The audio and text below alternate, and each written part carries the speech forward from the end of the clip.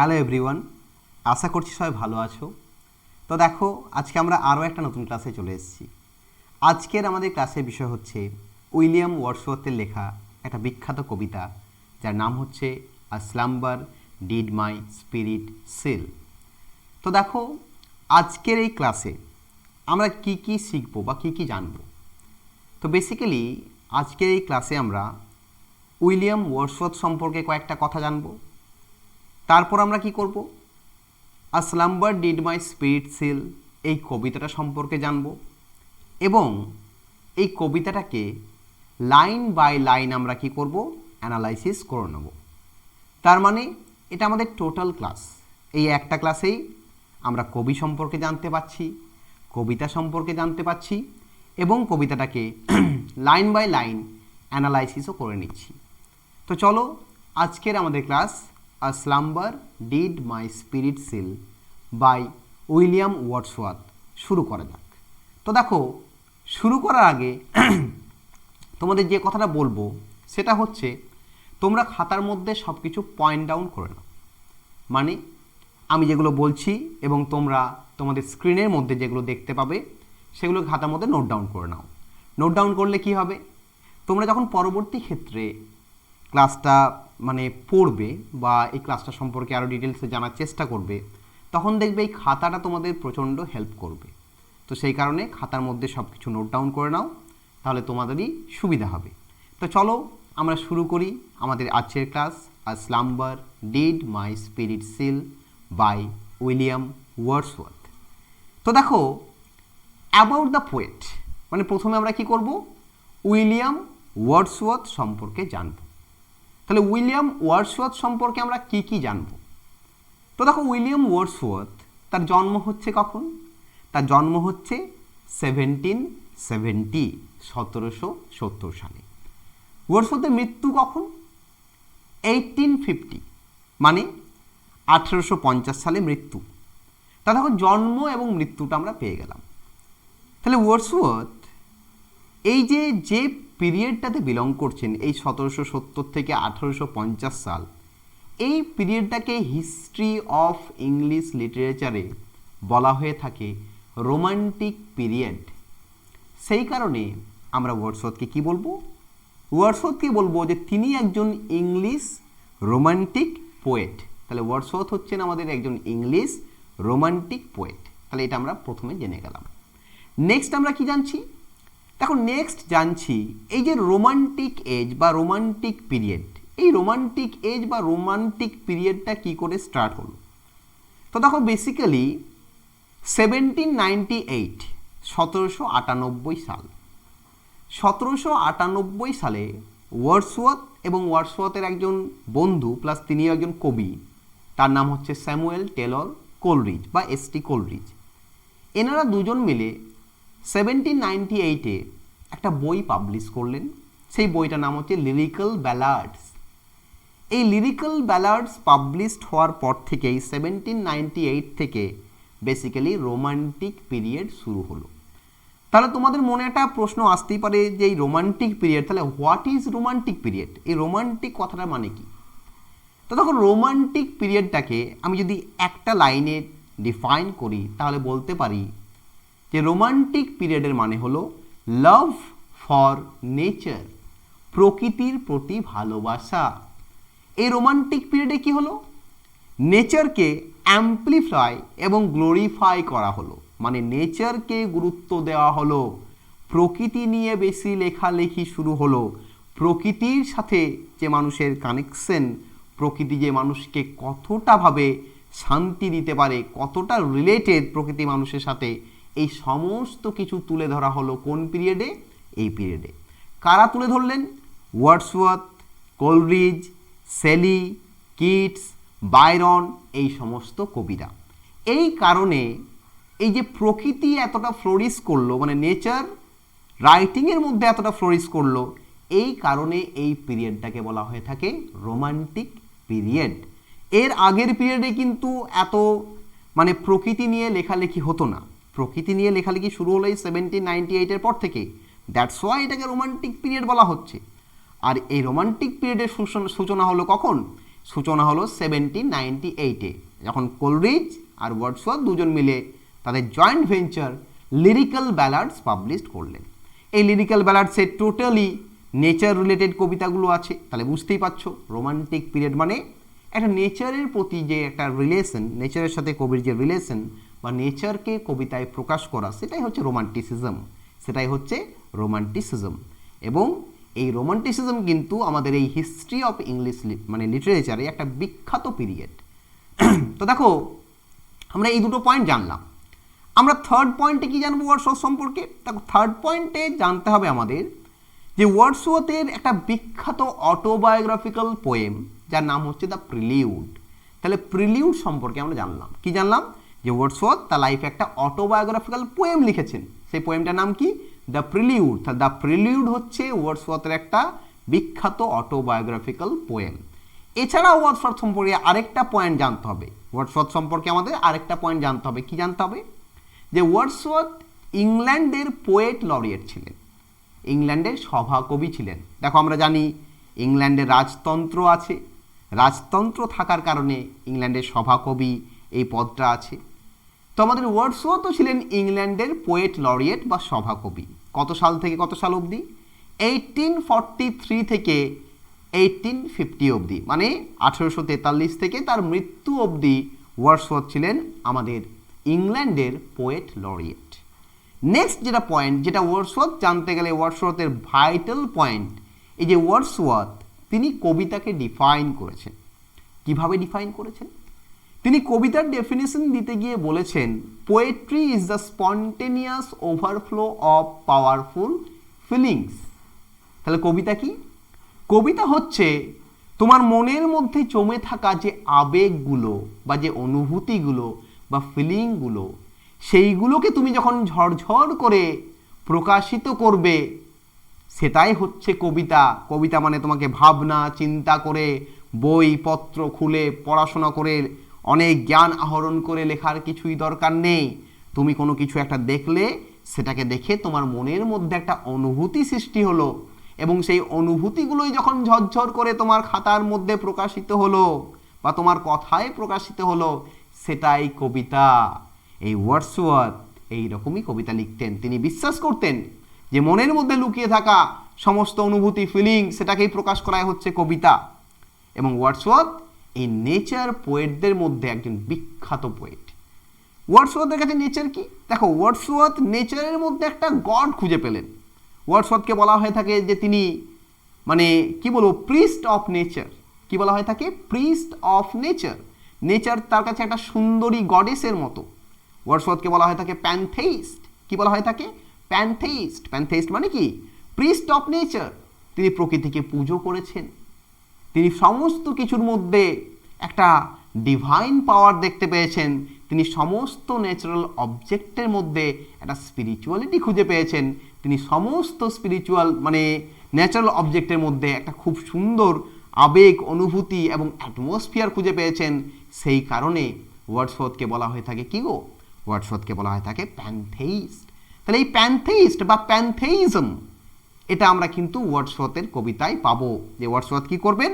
Wordsworth human বিংকে নেচারের সাথে এত সুন্দর কানেক্ট করে দেবেন, তিনি দেখিয়ে দেবেন যে নেচারই হচ্ছে আমাদের লাইফের আসল স্পিরিচুয়াল এন্টিটি। আমরা যদি গড কাউকে বলে থাকি বা গডেস কাউকে বলে থাকি, অনলি গড বা গডেস হচ্ছে কে?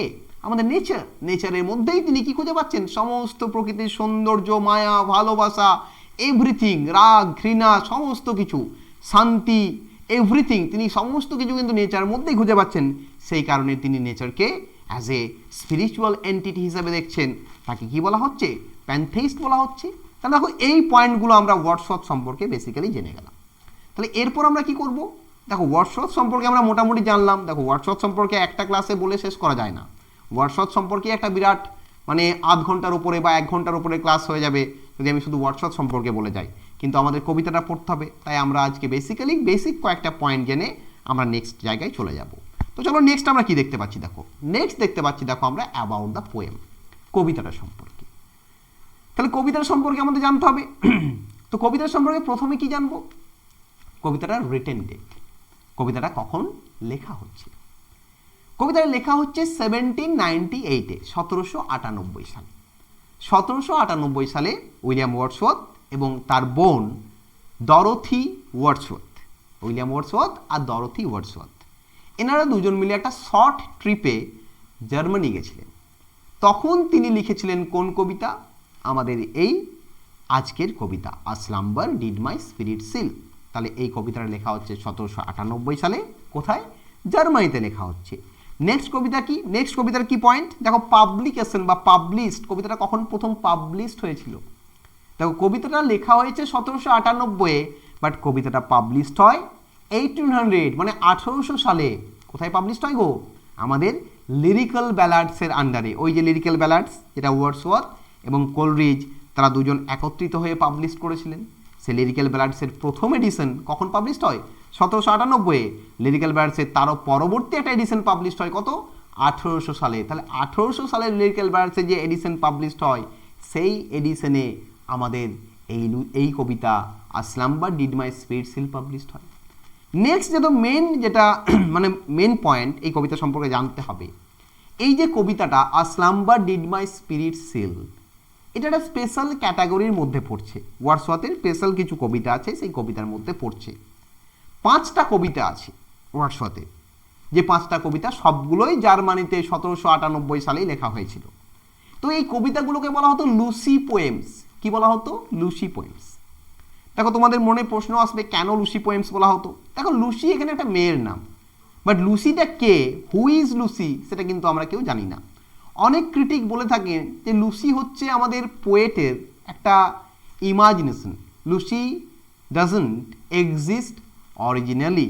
লুসি কখনোই অরিজিনালি এক্সিস্ট করে না, পোয়েটের ইমাজিনেশন। তাহলে এই লুসি পোয়েমস, কবি 5টা কবিতা লিখেছিলেন, সেই 5টা কবিতাকে বলা হয় লুসি পোয়েমস। এই লুসি পোয়েমদের মধ্যে একটা কবিতা হচ্ছে কোনটা? আমাদের a slumber did my spirit seal.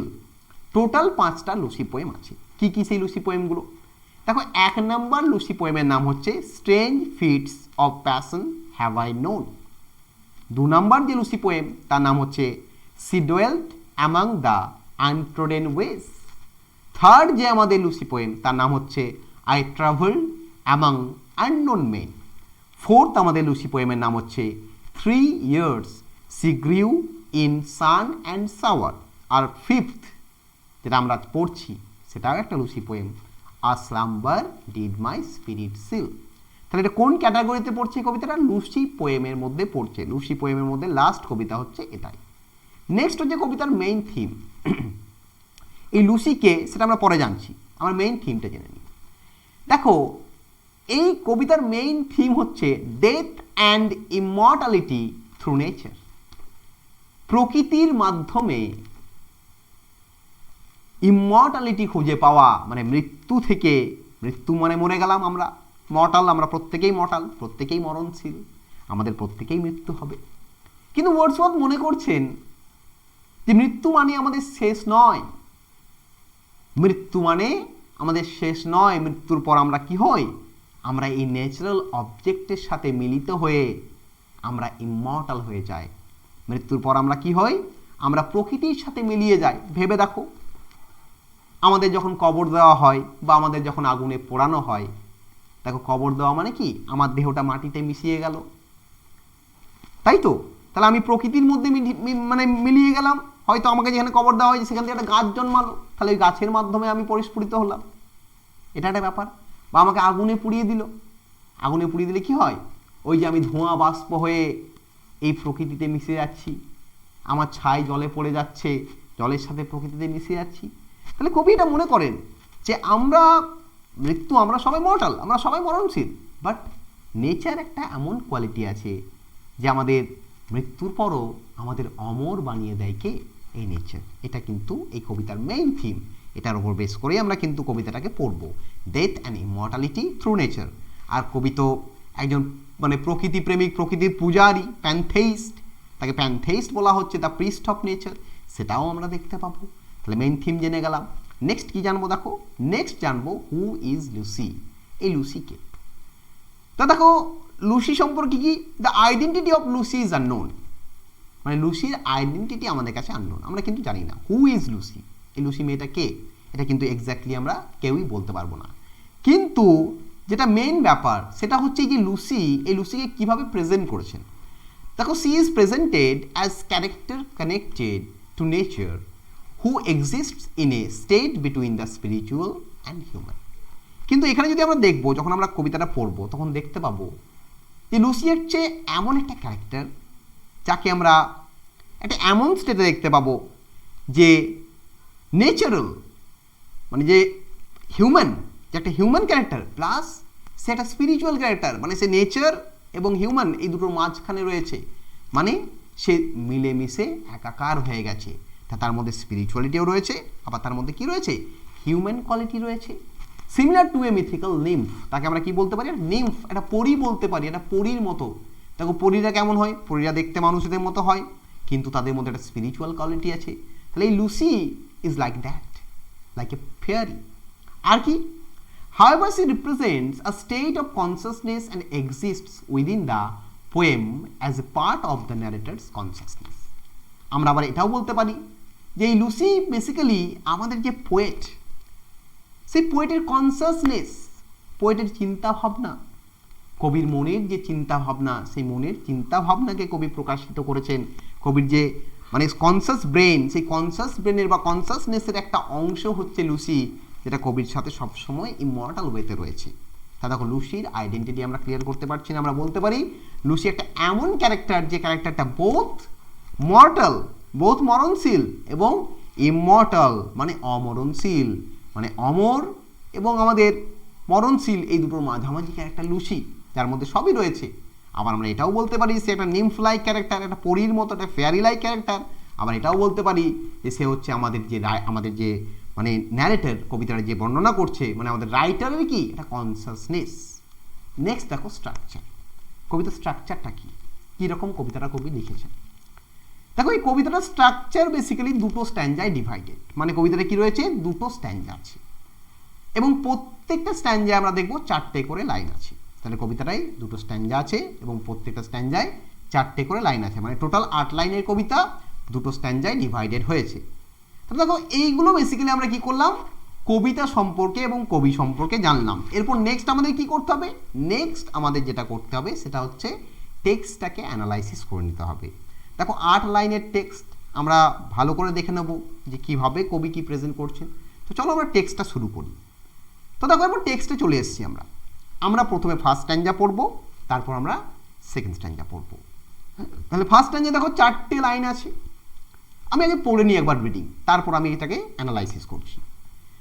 A slumber did my spirit still, I had no human fears. She seemed a thing that could not feel the touch of earthly years. এটা হচ্ছে first 4 line. কত সুন্দরভাবে দেখো Wordsworth first 4 লাইনে mortality আর immortality এই দুটোর মধ্যে কত সুন্দর একটা কানেকশন করে দিলেন। প্রথমে কি বলছেন, a slumber did my spirit seal, কবিতার নাম। স্লাম্বার মানে কি, স্লাম্বার মানে হচ্ছে ঘুমিয়ে যাওয়া, ঘুম, স্লিপিনেস। সিল মানে কি, বন্ধ করে দেওয়া, আবদ্ধ করে দেওয়া, আচ্ছন্ন করে দেওয়া। তাহলে কবি প্রথম লাইনে বললেন a slumber did my spirit seal, একটা ঘুম আমার আত্মাকে আবদ্ধ করে দিয়েছে। তার মানে কি ভেবে দেখো, এখানে ঘুম মানে কি, স্লাম্বার কি রিপ্রেজেন্ট করছে, স্লাম্বার রিপ্রেজেন্ট করছে দ্য ডেথ, মৃত্যুকে। মৃত্যুকে রিপ্রেজেন্ট করছে কিসের মাধ্যমে, স্লাম্বারের মাধ্যমে। কবি মৃত্যু না বলে, ডেথ না বলে কি বলছেন, স্লাম্বার বলছেন। স্লাম্বার হলেই তো আমরা কি করি, আমরা মারা যাই, আমাদের আত্মা এই দেহ থেকে বেরিয়ে অন্য দেহে চলে যায়, অন্য দেহে আবদ্ধ হয়ে যায়। তাহলে কবি বলছেন a slumber did my spirit seal, আমাকে একটা ঘুম আচ্ছন্ন করে দিয়েছে আমার আত্মাটাকে। I had no human fears, যে কারণে আমার আর কোনো মানবিক ভয় নেই। দেখো, হিউম্যান ফিয়ার্স কোনগুলো, মানুষ কোন জিনিসটাকে বেশি ভয় পায়, মানুষ মৃত্যুকে বেশি ভয় পায়। তাহলে আমার মধ্যে কি নেই? আর সেই মৃত্যু ভয় নেই। ভেবে দেখো, আমাদের রবি ঠাকুরের মৃত্যুঞ্জয়ের মতো লাগছে না? যে তুমি তো মৃত্যুর চেয়ে বড় নও। ঠাকুর তো বলছেন এই জায়গায় যে তুমি তো মৃত্যুর চেয়ে বড় নও। তাহলে দেখো ওয়ার্ডসওয়ার্থ তো দেখো সেম সেম কিছু বলছে। দেখো আমাদের রবি ঠাকুর ওয়ার্ডসওয়ার্থের দ্বারা প্রচুর পরিমাণে ইনফ্লুয়েন্সড হয়েছিলেন। আমাদের রবি ঠাকুর নিজে অনেক জায়গায় বলেছেন যে তিনি ইংলিশ রোমান্টিক পোয়েটের দ্বারা প্রচুর পরিমাণে ইনফ্লুয়েন্সড হয়েছিলেন, কারণ তিনি প্রচুর পড়াশোনা করেছেন। তা দেখো এখানে কি বলছেন? A slumber did my spirit seal, একটা ঘুম আমার আত্মাকে আচ্ছন্ন করেছে।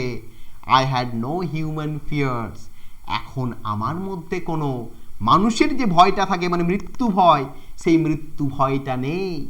সিম, দেখো সি লুসিকে ইন্ট্রোডিউস করছে। দেখো প্রথমে ন্যারেটার 2 লাইন বললো, তারপর ন্যারেটার কি করছে? লুসির কথা বলছে। তাহলে প্রথম 2 লাইনে ফার্স্ট পার্সনে বললো, তারপরে চলে গেলো কি থার্ড পার্সনে। She seemed the thing that could not feel the touch of earthly years.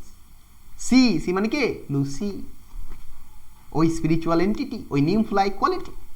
লুসিকে দেখে এখন এমন মনে হচ্ছে যে লুসিকে এই আর্থলি ইয়ার্স, পৃথিবীর সময় আর কি করতে পারবে না?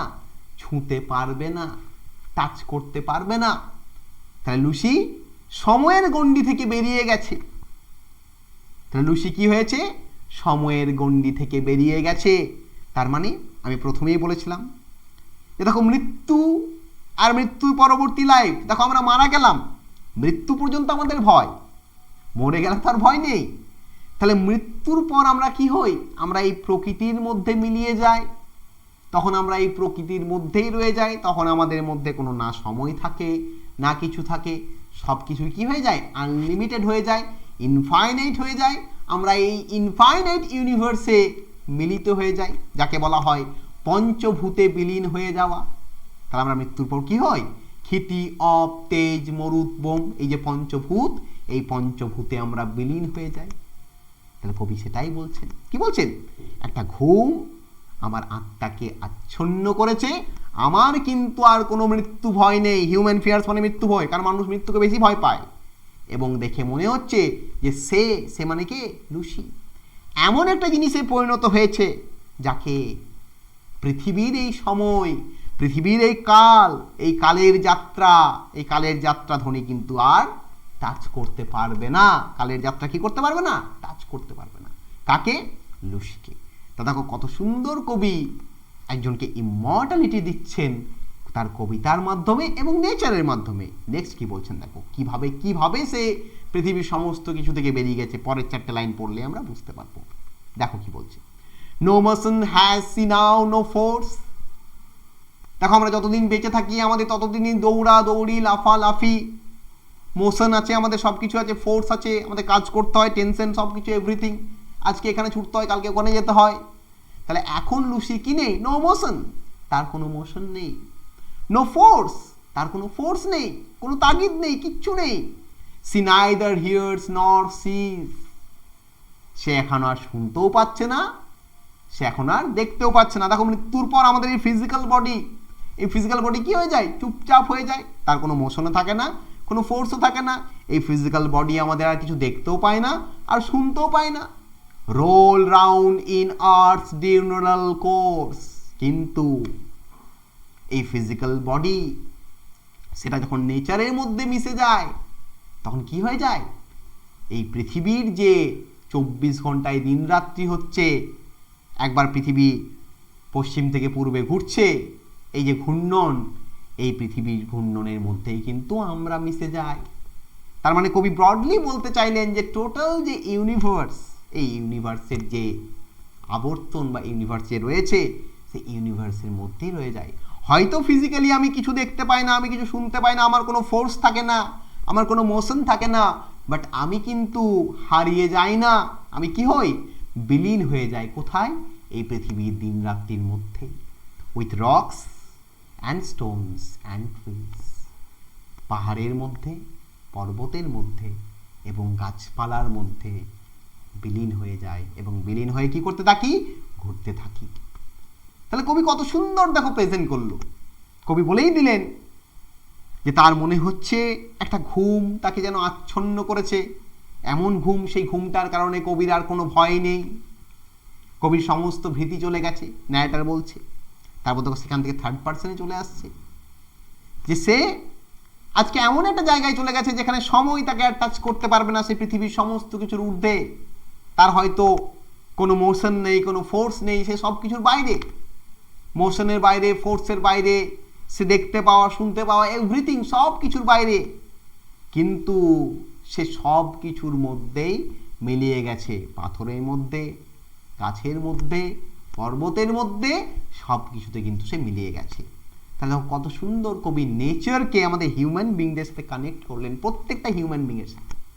দেখো আমরাও যতদিন বেঁচে আছি পৃথিবীকে, মানে পৃথিবীর নেচারকে, সব কিছুকে ভোগ করছি, কিন্তু আমরা যখন মারা যাব আমরা কি হব? এই নেচারেরই একটা অংশ হয়ে যাব। এই নেচারই হচ্ছে আমাদের কি আসল স্পিরিচুয়ালিটি। তাহলে কবিকে এই কারণে কি বলা হয় থাকে?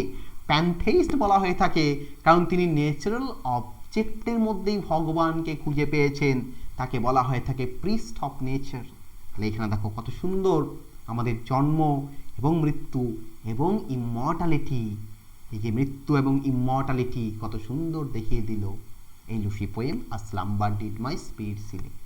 তাহলে আজকের ক্লাস আমি এখানেই শেষ করছি। এর পরে যদি তোমাদের ক্লাস নিয়ে কিছু প্রবলেম থাকে তাহলে তোমরা অবশ্যই আমাকে অ্যাজ সুন অ্যাজ পসিবল জানাবে। আমি চেষ্টা করব তোমাদের সেই প্রবলেমটা সলভ করে দেওয়ার। আর যদি কিছু প্রবলেম না থাকে তাহলে সেটাও জানাবে। তো চলো আজকের ক্লাস আমি এখানেই শেষ করছি। সবাই ভালো থেকো, সবাই হ্যাপি থেকো, সবাই হেলদি থেকো, সবাই স্যানিটাইজ থেকো। God is always with you. Tata.